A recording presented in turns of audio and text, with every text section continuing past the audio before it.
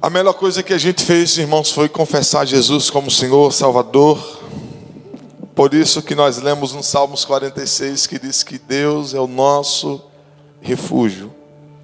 Irmãos, esses salmos foi escrito pelos filhos de Corá.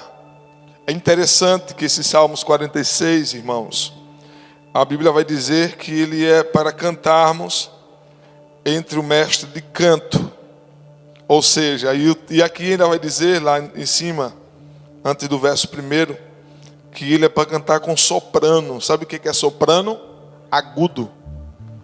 Ou seja, sabe aquelas pessoas que têm aqueles agudos bem afinados, que sobe mesmo o tom? Então, ele disse que esse salmo aqui, quando os filhos de Corá fez, ele deu para o mestre de canto para cantar em soprano. Interessante, né? Salmos é cântico, você sabia disso?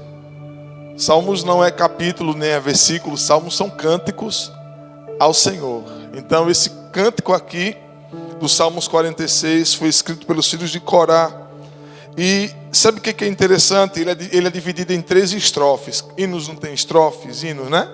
Estrofe 1, 2, tá. A gente estava aqui louvando agora há pouco, louvando aquele hino último que nós estávamos, e eu fiquei passando ali uma estrofe, segunda estrofe, terceira estrofe. As 3 estrofes do Salmo 46 aparecem no verso 1, no verso 7 e no verso 11. Sabe qual é a estrofe desse hino? Diga comigo, diga: Deus é o nosso refúgio e fortaleza. É interessante, né? Então as estrofes é no verso 1, verso 7 e verso 11, aparece nesse salmo aqui. Então quando se fala em cânticos, quando se fala em estrofe desse salmos, aparece no verso 1, 7 e 11. Sabe o que é interessante nesse salmo? Porque no século XV ficou marcada como a reforma protestante. Só que antes da reforma protestante, você vai entender por que eu estou falando isso. Ano 1300 e alguma coisa, houve alguns pré-reformistas. O John Wycliffe, por exemplo, ele veio antes de Martinho Lutero. E quando ele vem, ele trouxe algo muito interessante. A reforma iniciou antes de Lutero, o que chamamos de pré-reforma. O John Wycliffe era um homem muito importante na história. Em 1329 a 1384 foi a sua vida. Ele recusava reconhecer a autoridade papal e opunha-se a ela na Inglaterra. Escreveu contra a doutrina da transubstanciação, que dizia que o pão e o vinho eram literalmente o corpo de Jesus, considerando o pão e o vinho meros símbolos. De fato, são símbolos, né? A pregação de Wycliffe e sua tradução da Bíblia, sem dúvidas, prepararam um caminho para a reforma. A reforma ocorreu em 31 de outubro de 1517. Literalmente, quem ficou com essa marca foi Martinho Lutero, quando escreveu 95 teses contra as indulgências, ou seja, estavam sendo pregados a salvação por obras. Você faz um sacrifício, você compra alguém da sua família, amigo, parente, que está em um local de sofrimento, vai ser absolvido e vai para o céu, coisas que na Bíblia não fala, que é errado. Martinho Lutero pega 95 teses, ele era monge e ele era professor da universidade. Ele colocou as teses na porta da universidade, onde provava que aquilo que estava sendo ensinado sobre indulgência, segundo os escritos de Paulo, principalmente a carta aos Romanos. Martinho Lutero amava a carta aos Romanos, porque ela vai mostrar que a salvação não vem pelas obras, ela vem pela graça, ela vem por meio da fé, e isso é um presente de Deus. Aí é interessante isso, irmãos, que no ano de 1456 apareceu a imprensa. E a primeira imprensa que apareceu aqui foi a de Gutenberg. Não sei se vocês já ouviram falar. O que eles faziam nessa época? Em 1456, contribuir para a reforma em Mogúncia, no Reno. Consistia em imprimir livros móveis de circulação, aqueles livros que se faz e assim ele fica circulando. Eram escritos à mão. Uma Bíblia na Idade Média, sabe quanto que equivalia, irmãos? A um ano de um operário, de um salário de um operário. Então pense comigo, qual trabalhador hoje que ganha um salário mínimo que vai deixar de comer um ano para comprar uma Bíblia? Naquele tempo era do mesmo jeito. Então nesse tempo a Bíblia aqui, a Bíblia mesmo que era formal, que apenas o catolicismo tinha acesso e as pessoas não tinham acesso, custava equivalente a um ano de um salário de um operário. Daí apareceu a imprensa. Gutenberg, o primeiro livro que ele faz é a Bíblia. E é interessante, irmãos, que depois que Martinho Lutero aparece, apareceu também uma grande perseguição. É isso que eu queria que você entendesse, para que você entendesse os Salmos 46, de onde que tem um hino que é muito conhecido no nosso meio. Deixa eu mostrar para vocês aqui. Ó, nesse tempo que aconteceu a reforma, a perseguição aos protestantes, conhecidos na época, aumentou de uma forma extrema. Eu não estou falando aqui de país comunista, como a gente viu. Não estou falando aqui de muçulmano. Estou falando aqui de uma religião que na época predominava nesse tempo. E daí, na Espanha, estabeleceu a Inquisição, por meio da qual inumerável multidão sofreu torturas e muitas pessoas foram queimadas vivas. Nos Países Baixos, o governo espanhol determinou matar todos os que fossem suspeitos de heresias. Na França, o espírito de perseguição alcançou o clímax na matança da noite de São Bartolomeu, no dia 24 de agosto de 1572, e que se prolongou por várias semanas. Segundo o cálculo de alguns historiadores, morreram de 20 a 70 mil pessoas. As perseguições em países cujo governo não era protestante, não só retardavam a marcha da reforma, mas em alguns países, principalmente na Boêmia e na Espanha, a extinguiram. O que eles chegaram a um acordo? Chegaram a um acordo que essa região que ficou dividida, a Europa, por exemplo, começou a conhecer, porque Martinho Lutero, ele pegou a Bíblia, escreveu ela para o alemão, sendo que John Wycliffe já tinha escrito ela no Novo Testamento e Antigo Testamento para o inglês. E daí o que acontece? A perseguição está tão grande aqui, irmãos, tão grande. Eles estavam sendo mortos. Eles fizeram o seguinte: olha, nos lugares aonde tiver protestantes, pode-se, qualquer outra religião, e essa que era predominante na época, pode fazer e pregar e viver sua fé normalmente. Mas nos lugares que não são os protestantes, mas que é essa religião, não pode protestante nenhum falar dessa nova ideia aqui. Olha que interessante. E sendo que nesse tempo pessoas eram torturadas, irmãos. É interessante. Nesse tempo de perseguição, agora voltando para o texto para você entender, Martinho Lutero, ele se inspirou nos Salmos 46. E tem um hino, os mais antigos vão lembrar aqui, que ele fez por meio dos Salmos 46. Sabe qual é? Castelo Forte. Quem conhece esse hino? Quem conhece? Ninguém conhece não, Fernandes, aqui. Tudo novo.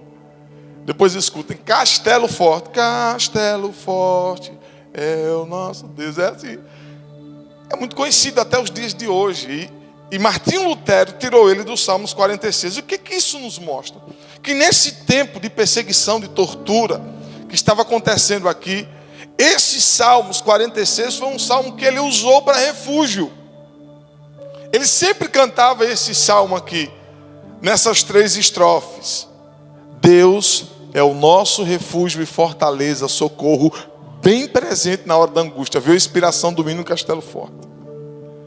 Daí, irmãos, pensem comigo. O salmista ele vai dizer para nós o seguinte: que nesse momento de angústia, nesse momento de dor, de perseguição, nós precisamos ter ciência de uma coisa: Deus vai ser o nosso refúgio, vai ser o nosso escape, vai ser a nossa força, vai ser aquele em quem nós vamos confiar e que nós vamos obter êxito. Porque nos dias da adversidade, irmãos, se nós olharmos para os dias anteriores, os nossos dias não são diferentes dos anteriores, não. Lá atrás, a Bíblia vai dizer que Nada é novo debaixo do sol. O que vocês estão vendo hoje é reflexo do que um dia já foi. Sério, pastor? Sério, está lá em Eclesiastes. Tudo que se tem hoje é reflexo do que um dia já foi. Não existe nada novo debaixo do sol. Está na Bíblia. Jesus, ele disse para nós uma coisa, no capítulo 6 de Mateus. Queria que você abrisse sua Bíblia bem rápido. Capítulo 6 de Mateus. No versículo 31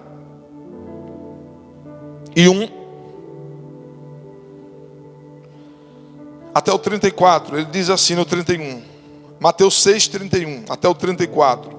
Não andeis, pois, inquietos, dizendo que comeremos, ou que beberemos, ou com que nos vestiremos. Comer, beber e nos vestir.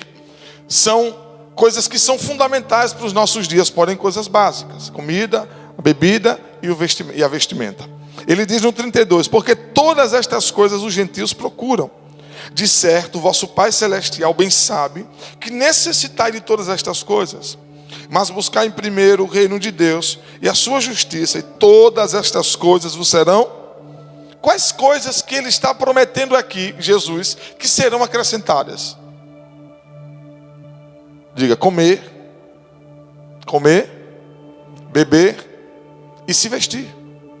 Essas coisas, para quem tem Jesus como prioridade, ele está dizendo, tudo isso vai vir sobre a sua vida. É inevitável não vir. Isso aqui é inevitável.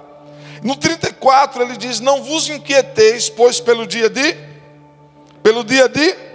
porque o dia de amanhã cuidará de si mesmo. O que é que existe no dia de hoje?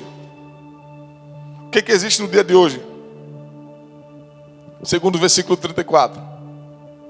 Basta o seu mal.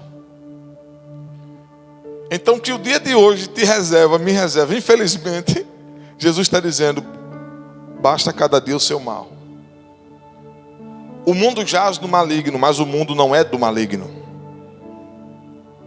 João, na sua epístola, disse, o mundo jaz no maligno.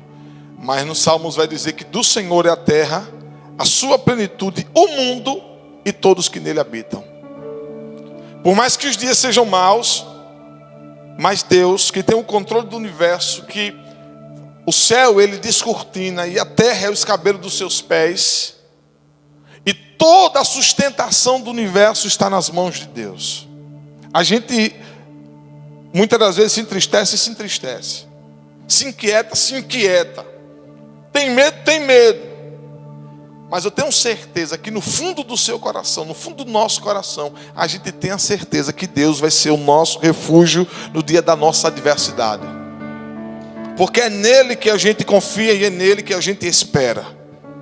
Ele começa dizendo que Deus é o nosso refúgio e fortaleza, ou seja, Ele é a nossa força.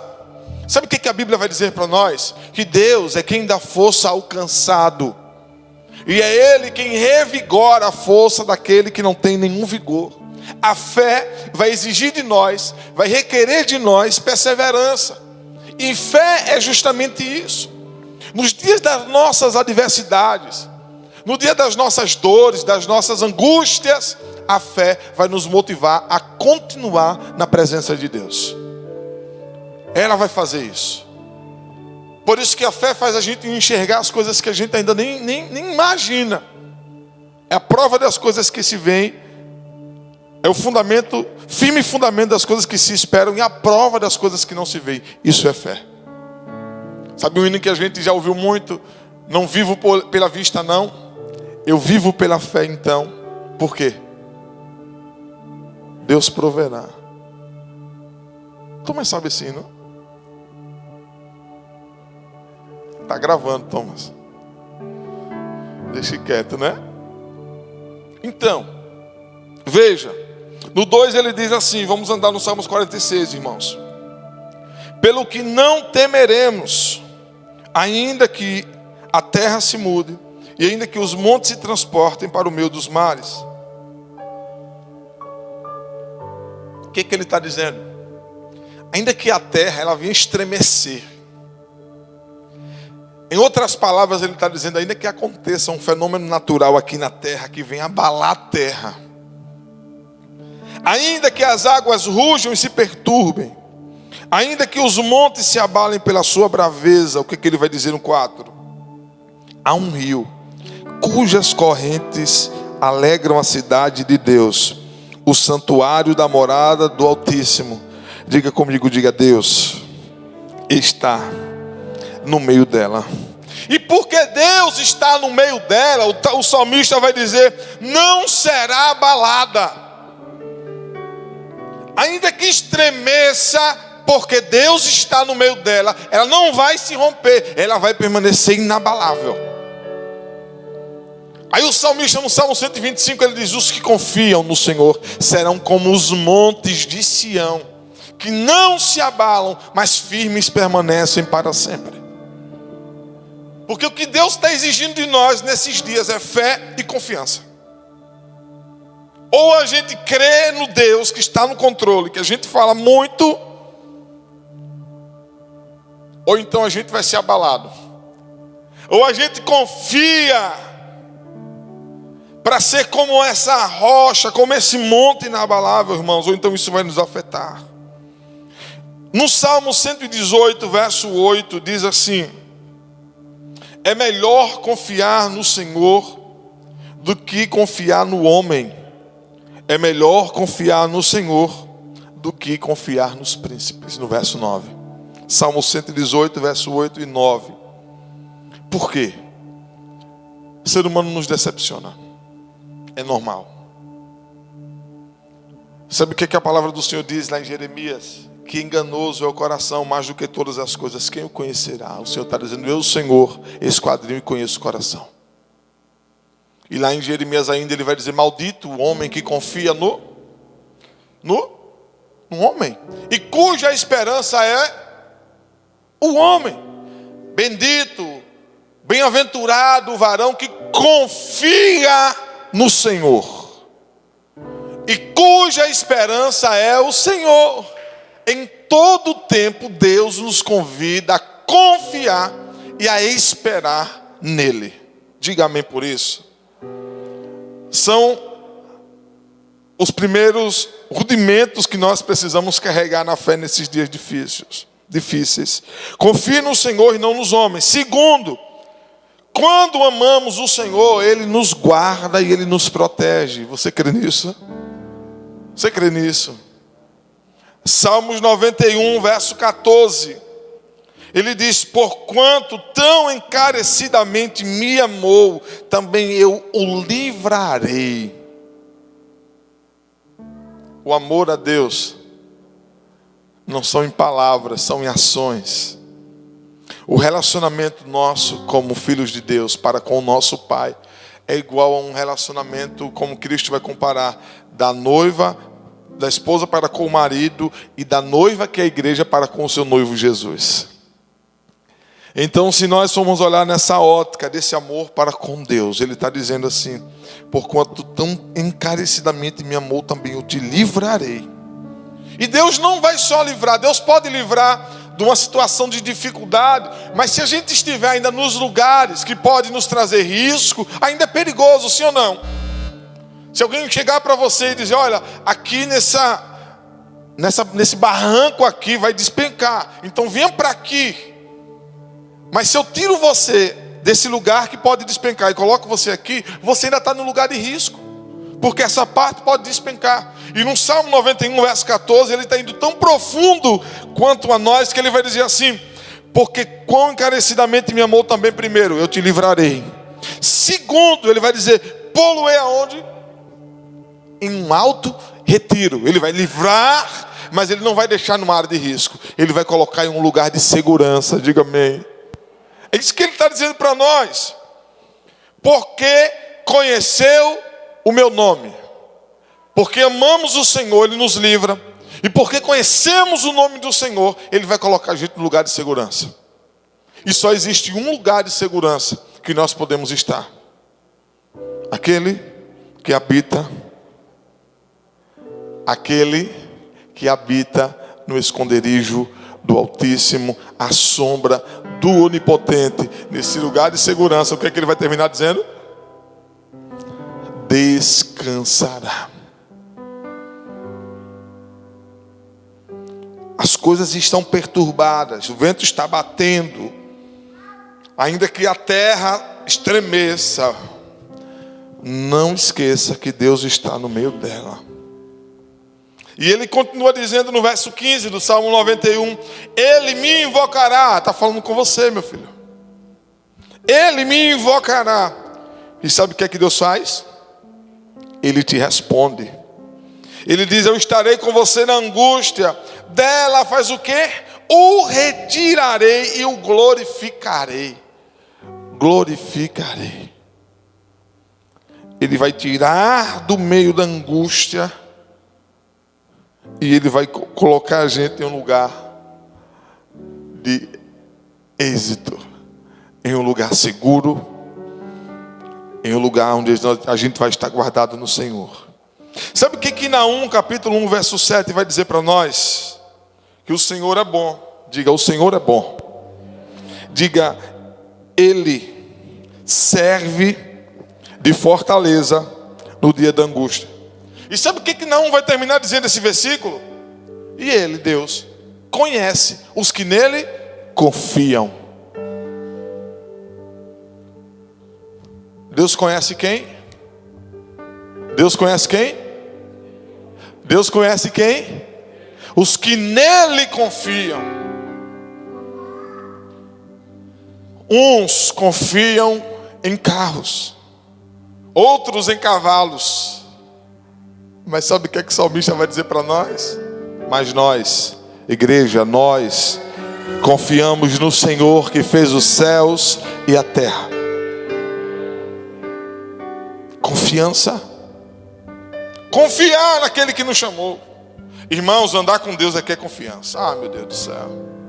Quando Deus nos coloca à prova, ou a gente confia, ou a gente fica à beira do caminho. A Bíblia vai dizer, terceiro, que o Senhor é o alto refúgio, ou seja, Ele é o lugar que vai trazer para nós segurança. Estamos em caos, estamos em tempo de pandemia, tempo de medo, de insegurança, mas Deus é o nosso alto retiro. Podemos ser infectados pelo Covid? Podemos. Podemos adoecer? Podemos. Mas a nossa esperança não é na terra. A promessa que Ele nos fez é para que estejamos com Ele na eternidade.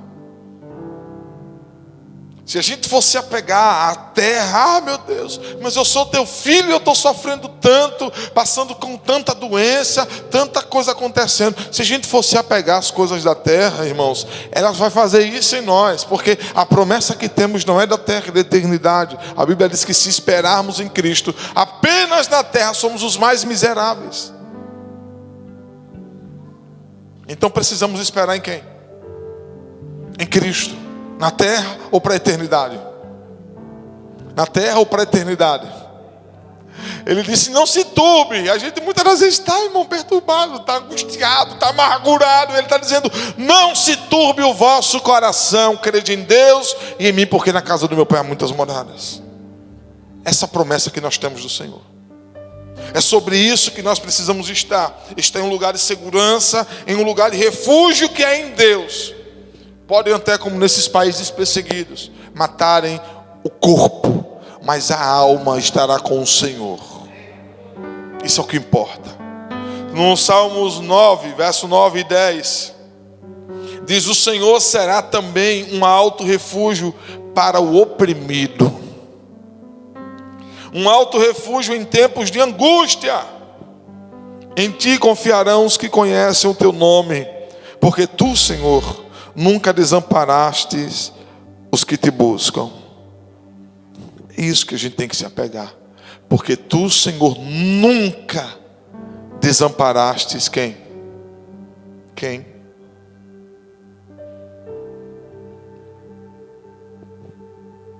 Davi, certa vez ele fez uma afirmação.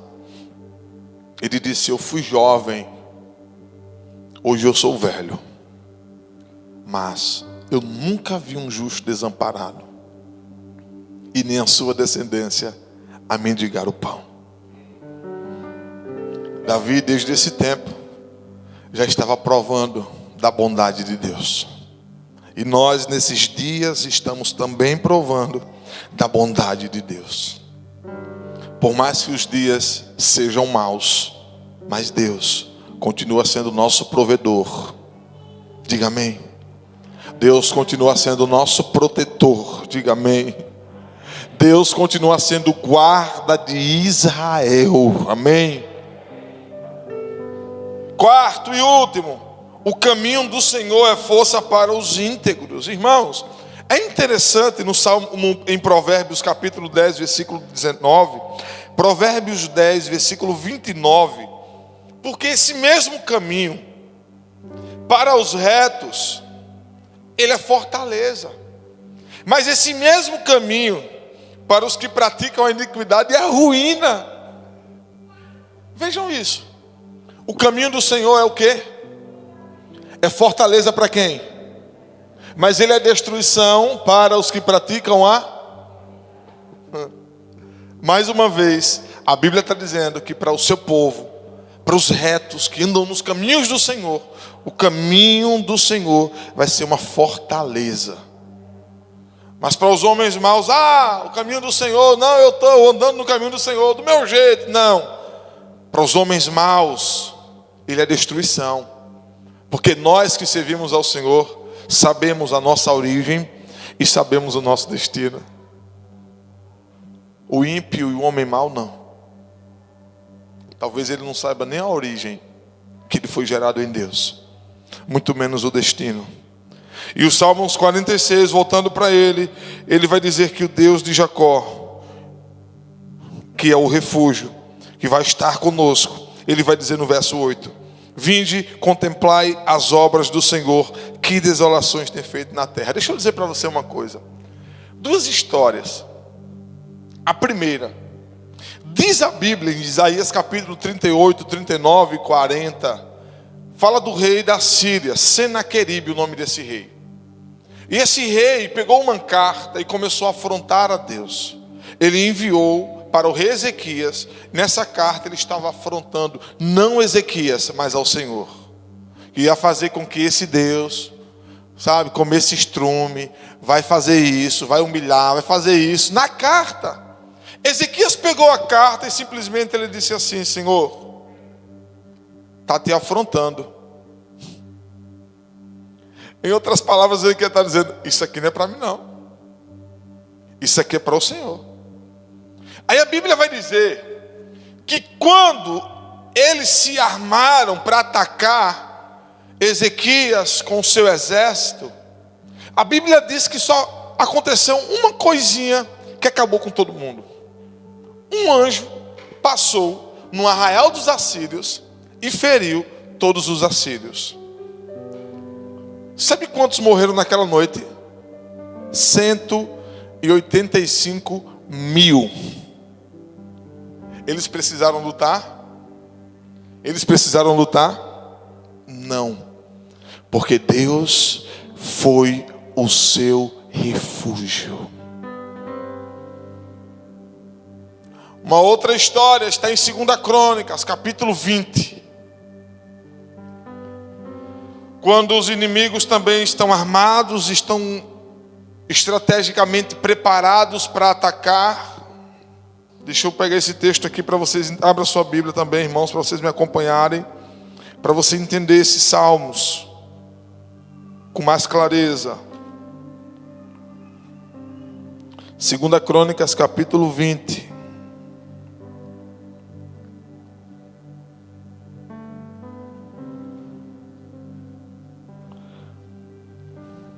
Versículo 15.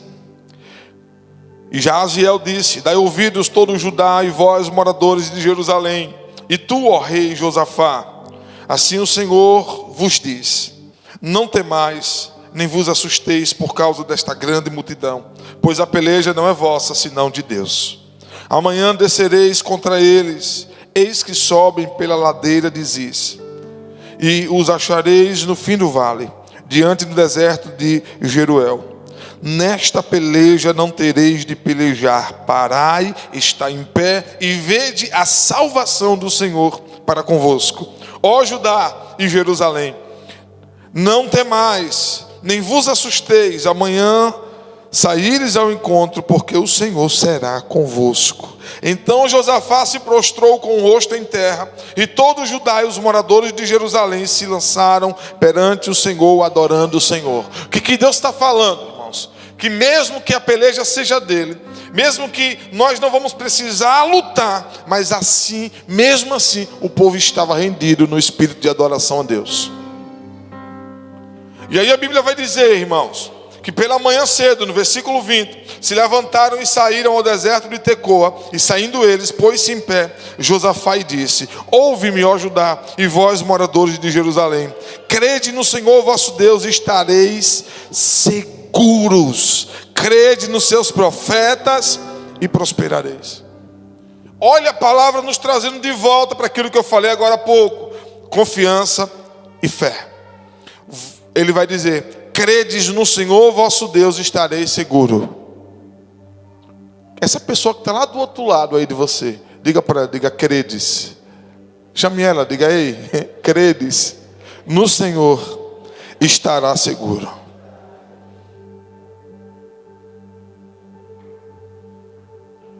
Você crê? Sabe o que esse povo fez? 21. E aconselhou-se com o povo e ordenou cantores para o Senhor. Eles estão para uma batalha, irmãos. Eles precisavam de espada, escudo, lança, armadura, capacete, couraça, sandálias. Eles precisavam de armas, sim ou não? Mas mesmo assim ele trocou as armas da milícia da terra pelas armas da adoração ao Senhor Jesus, ao Senhor Deus. E o texto vai dizer para nós assim: e aconselhou-se com o povo e ordenou cantores para o Senhor que louvassem a majestade santa, saindo diante do armado, dizendo: louvai ao Senhor, porque a sua benignidade dura para sempre. Eu vou repetir, igreja: louvai o Senhor, porque a sua benignidade dura para sempre. Vou repetir: louvai ao Senhor, porque a sua benignidade dura para sempre. E sabe o que aconteceu aqui nessa guerra? Versículo 22. E ao tempo em que começaram com júbilo e louvor, sabe o que Deus fez? O Senhor pôs emboscadas contra os filhos de Amon e de Moabe, e os das montanhas de Seir, que vieram contra Judá, e foram desbaratinados. Glória a Deus. Irmãos, quando eu vejo essas palavras assim, eu fico todo animado. Por quê? Porque o choro dura uma noite.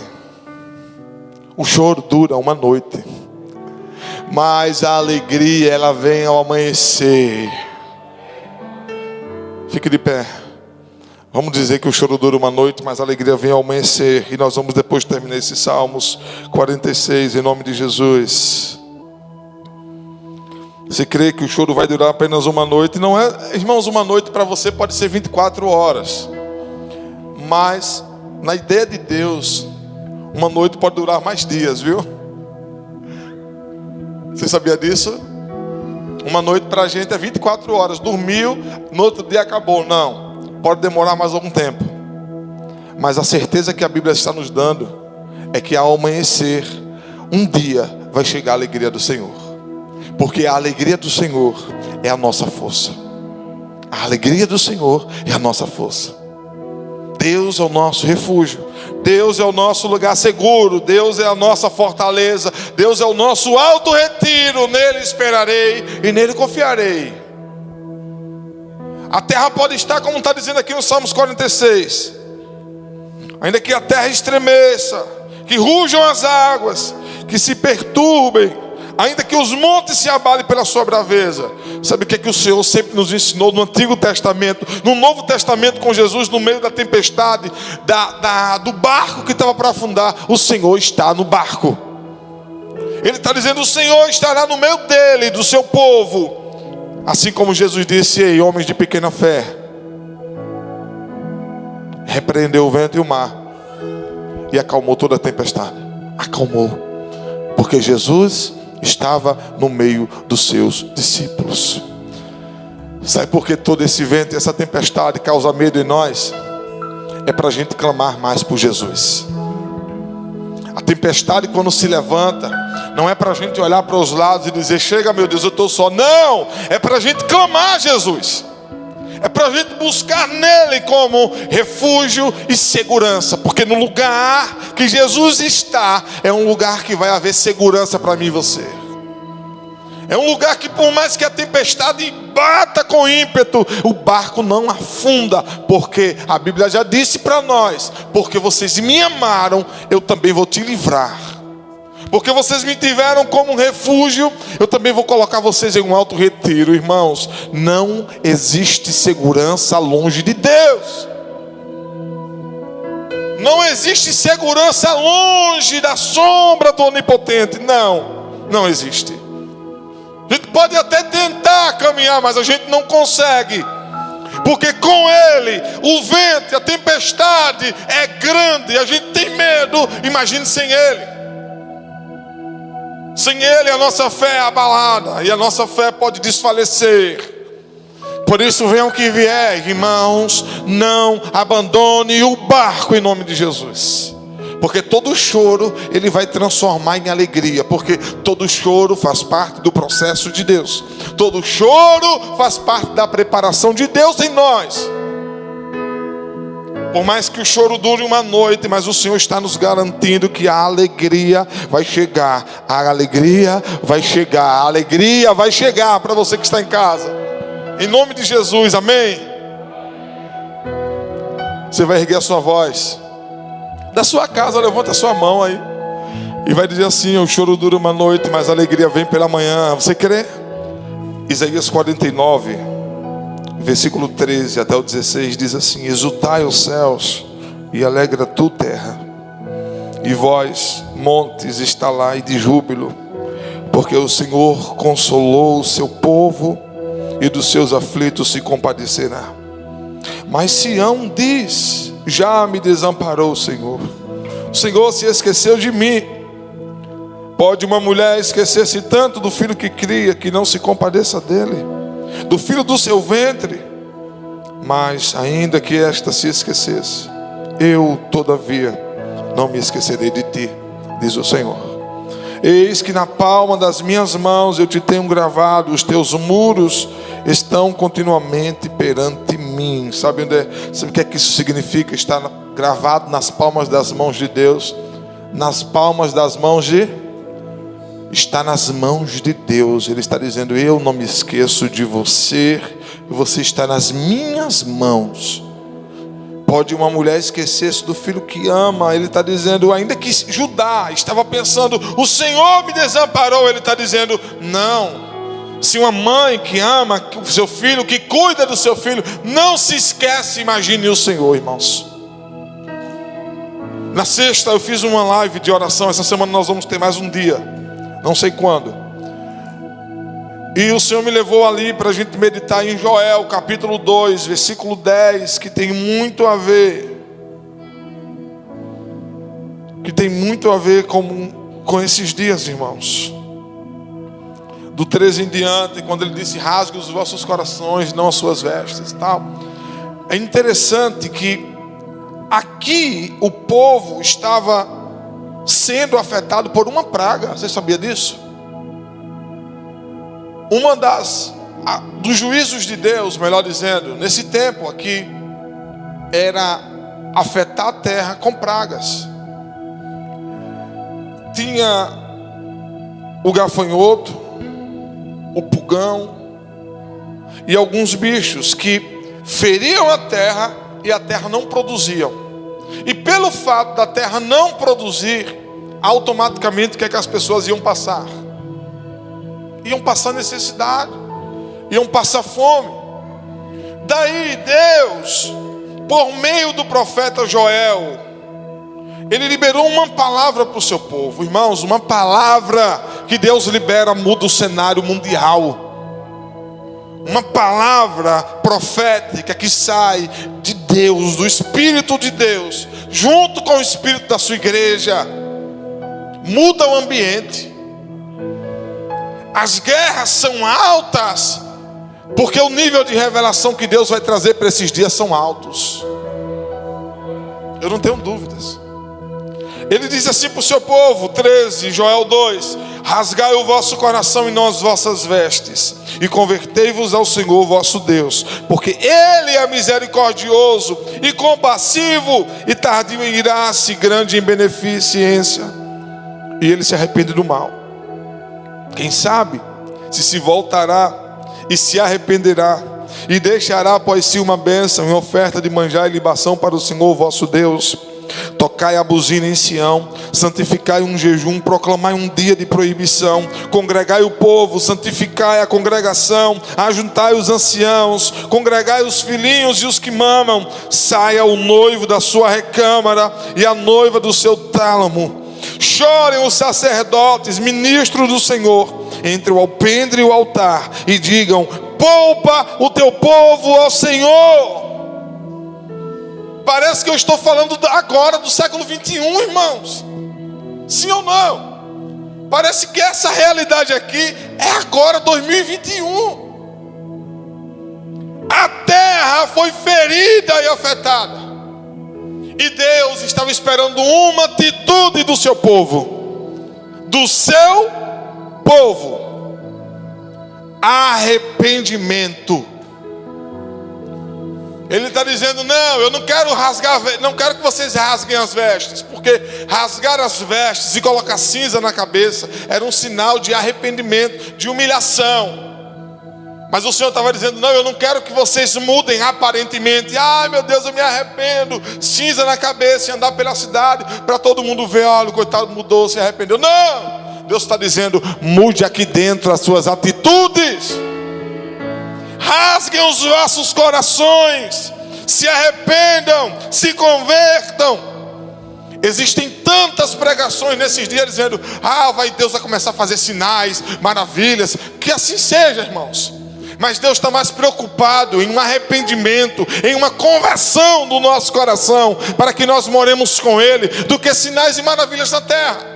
Porque mais importante para Deus é o arrependimento verdadeiro. Porque pelo arrependimento vem a salvação. Aí ele vai continuar dizendo para esse povo: chorem os sacerdotes, ministros do Senhor, entre o alpendre e o altar, e diga: poupe o seu povo. Igreja, é tempo da gente chorar. É tempo da gente chorar. Existe tempo de estar alegre, mas também existe tempo de estar triste. Tempo de sorrir e tempo de chorar.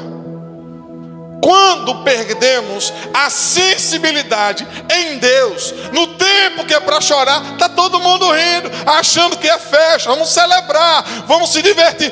Não. É tempo de chorar, de descer, de se humilhar diante do Senhor. Quando perdemos a sensibilidade, a gente inverte o papel. Quando é tempo de estar feliz, a gente quer estar lá, vamos buscar, Senhor, a gente quer se arrepender. Não. Perceberam? Parece que a lepra, entre aspas, espiritual, que causava insensibilidade no doente, parece que está afetando nós, irmãos. Porque parece que estamos perdendo a sensibilidade de ouvir a voz de Deus. O que Deus está pedindo, está exigindo da sua igreja nesses dias? Volte-se para Ele. Senhor, a gente quer um avivamento. Não, a gente quer, Senhor, se arrepender. Quando o povo saiu do cativeiro babilônico, que estavam retornando para suas casas, eles estavam cantando: grandes coisas fez o Senhor por nós e por isso estamos alegres. Estavam alegres, Deus livrou 70 anos no cativeiro. Eles estão voltando, regressando, celebrando, jubilando a Deus. Mas quando eles voltaram, o primeiro lugar que eles foram, que eles precisaram ir, antes de reconstruir suas casas, antes de procurar seus familiares, antes de organizar toda a sua vida pessoal, eles foram ouvir novamente a palavra. Eles pararam o dia inteiro diante de Esdras, de Neemias, e eles recitaram a lei. O dia inteiro, a lei, a palavra. E a Bíblia diz que a palavra que estava sendo liberada sobre a vida deles causou arrependimento. Eles rasgaram o coração verdadeiramente. Eles começaram a chorar diante das palavras. Porque o tempo, igreja, é de se arrepender. É tempo de chorar mesmo diante do Senhor. Esse tempo que Ele está dizendo: chorem entre o alpendre e o altar e digam: poupa ao teu povo, ó Senhor, e não entregues a tua herança ao opróbrio, à vergonha, para que as nações façam escárnio dele, porque diriam entre os povos: onde está o teu Deus? Como é que está teu coração nessa noite? Como é que está a sua vida com Deus? Por mais que a gente esteja triste em alguns momentos da vida, mas isso não pode abalar nossa fé e confiança no Senhor, porque Deus é poderoso para fazer muito mais além daquilo que pedimos e pensamos. Isso não pode de forma alguma arrancar de nós a nossa confiança e a nossa fé no Senhor. Mas é tempo da gente chorar, sabe? É tempo da gente se humilhar perante o Senhor. Deus, perdoa o seu povo. Deus, intervenha. Irmãos, a gente está em um lockdown no Brasil, em alguns estados, mas deixa eu dizer para você uma coisa: não existe lockdown nos céus. Os céus estão abertos. Os céus estão abertos. E para a gente acessar o céu, é joelho no chão, boca no pó e clamar ao Deus Todo-Poderoso. Ai, Jesus, chega aqui. Boca no chão, boca no pó, joelho no chão, porque os céus estão abertos. Vou citar mais um texto para me encerrar. Eu prometo que eu encerro agora. Em 2 Crônicas 7:13. Abra sua Bíblia, irmãos. Pegue sua Bíblia aí no banco. Pegue sua Bíblia. Pegue a sua Bíblia aí. Esqueci o data show aqui. 2 Crônicas 7. Vamos ler do 11 até o 14. 2 Crônicas 7, do 11 ao 14. Quando vocês encontrarem, digam amém. Quando não encontrarem, digam misericórdia. Não ouvi misericórdia não, vamos lá. Assim, Salomão acabou a casa do Senhor e a casa do rei. E tudo quanto Salomão intentou a fazer na casa do Senhor e na sua casa, prosperamente o efetuou. E o Senhor apareceu de noite a Salomão e disse-lhe: ouvi tua oração, ouvi a tua. E o texto vai dizer: e escolhi para mim este lugar para a casa de sacrifício. O 13. Se eu cerrar os céus, quem está falando isso? Salomão ou Deus? E não houver chuva, quem está falando isso? Ou se ordenar aos gafanhotos que consumam a terra, quem está falando isso? Ou se enviar a peste entre o meu povo, quem está falando isso? Aí ele vai dizer para mim e para você. Olha que interessante. Deus está dizendo: se eu permitir isso na terra. Lembra que eu falei agora há pouco, os gafanhotos, Deus permitia que tocasse a terra para julgar o seu povo. O povo só se arrependia, só voltava para Deus quando sofriam na pele. Agora ele está dizendo: se eu permitir gafanhotos, se eu castigar a terra, se eu fizer isso sobre a terra, é Deus quem está dizendo isso. Mas existe uma atitude que vem do coração, não de Deus, mas do coração do seu povo para com o seu Deus, que muda os desígnios, que muda aquilo que Deus estava para fazer. Preste atenção, pastor. Deus se arrepende. Deus se arrepende da seguinte maneira, não como nós: eu fiz isso, me arrependi, não era para ter feito isso. Não. Deus se arrepende de fazer algo. Quando você ouvir lá na palavra, Deus se arrependeu disso. Pode observar, o povo mudou o seu comportamento, Deus se arrependeu do mal que ia fazer. Um exemplo, Nínive. Deus tinha dado uma palavra para Nínive: vou destruir. Daí o que aconteceu? Jonas pregou. Nínive fez o quê? Se arrependeu. Deus disse que ia destruir. Deus se arrependeu do mal e não destruiu. Tem a ver com o quê? Com arrependimento. Aí ele está dizendo aqui no versículo 13 que se eu cerrar os céus, se eu não enviar chuva, se eu ordenar aos gafanhotos que consumam a terra, ou se eu enviar a peste entre o meu povo. Mas ele vai dizer no 14: e se o meu povo, que se chama pelo meu nome, se humilhar, orar, buscar a minha face, se converter dos seus maus caminhos, então eu ouvirei dos céus, perdoarei os seus pecados. E você crê que Deus vai sarar a terra? Você crê que Deus vai sarar a terra? Eu creio que Deus vai sarar a terra, mas depende da mudança, do arrependimento, da conversão do seu povo. Deus quer fazer? Quer. Deus vai fazer? Vai. Rasgue o seu coração. Chega de aparência. Deus quer que a mudança comece dentro. Se o meu povo, só tem um povo que Deus ouve aqui na terra. Sabe quem é, João? O povo de Deus. Você é de Deus, você é de Deus, vocês são de Deus, vocês são de Deus. Se o povo clamar, se arrepender, se converter, Ele ouve, Ele perdoa e Ele sara. A terra foi ferida pela praga. A terra foi ferida. O Covid-19 afetou o mundo, afetou a terra. Mas existe um Deus, irmãos, que continua sendo o meu e o seu refúgio, continua sendo o meu e o seu lugar seguro. Existe um Deus que, quando nos arrependemos e clamamos, Ele é fiel e justo para nos livrar.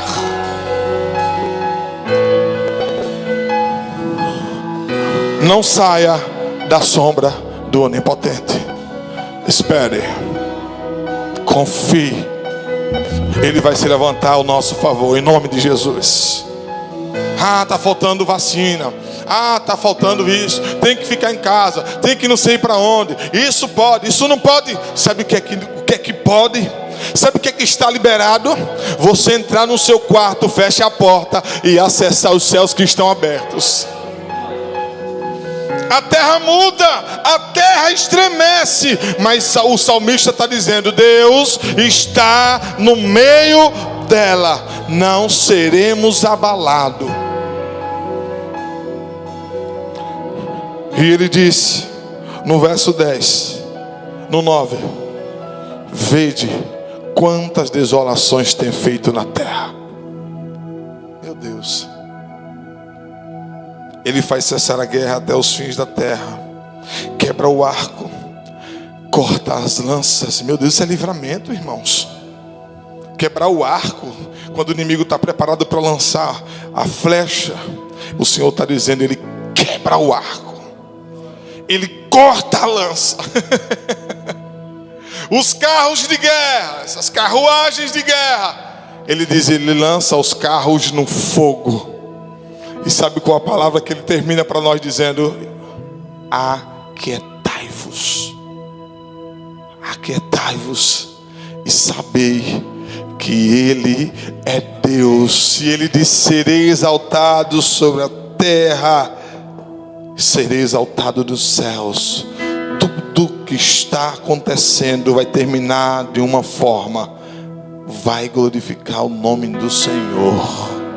O homem da terra vai precisar ver e saber que o Deus que nos chamou é o Deus que vai terminar a história na nossa vida e que vai honrar o seu povo para a glória dele, em nome de Jesus. Amém? Eu não sei se os irmãos aqui lembram, mas vamos ver se eles lembram. Lembra aquele hino?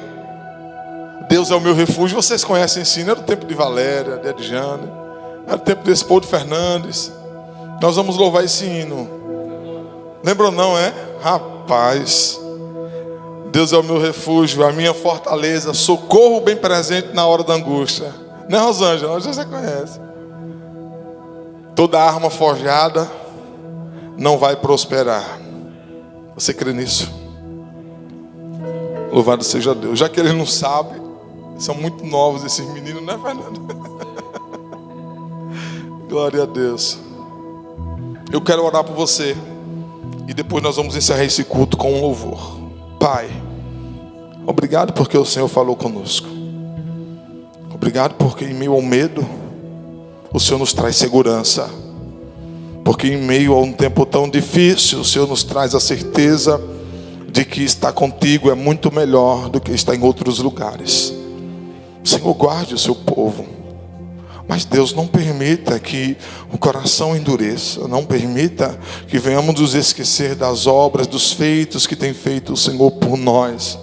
Não é um momento como esse que vai desfazer tudo aquilo que o Senhor já fez. Pelo contrário, um momento como esse nos revela o quanto que o Senhor é bom, o quanto que o Senhor é misericordioso, o quanto que o Senhor nos guarda. Como diz a sua palavra, a misericórdia do Senhor é a causa de não sermos consumidos. Estamos aqui nesta noite, estamos provando da sua misericórdia, Pai. Muito obrigado por isso. Eu oro para que o Senhor fortaleça a tua igreja, que o Senhor fortaleça as famílias, que o Senhor abençoe a nossa nação, que o Senhor traga cura sobre o mundo. Pai, uns confiam em carros e outros em cavalos, mas nós confiamos no Senhor, que fez os céus e a terra. Meu Deus, obrigado pela oportunidade que o Senhor nos deu de estarmos aqui com um fôlego, respirando, adorando ao teu nome, bendizendo ao Senhor sobre todos os povos. Obrigado por tudo, Jesus. Nos encoraja nesses dias, nos fortalece, que possamos continuar olhando para o Senhor, autor e consumador da nossa fé. Não deixe que os fracos fiquem no caminho, os fracos espirituais que não estão conseguindo andar. Deus, levanta, encoraja-os, aqueles que estão caídos. Oramos para que o Senhor, com a tua poderosa mão, sustente, levante, porque a tua palavra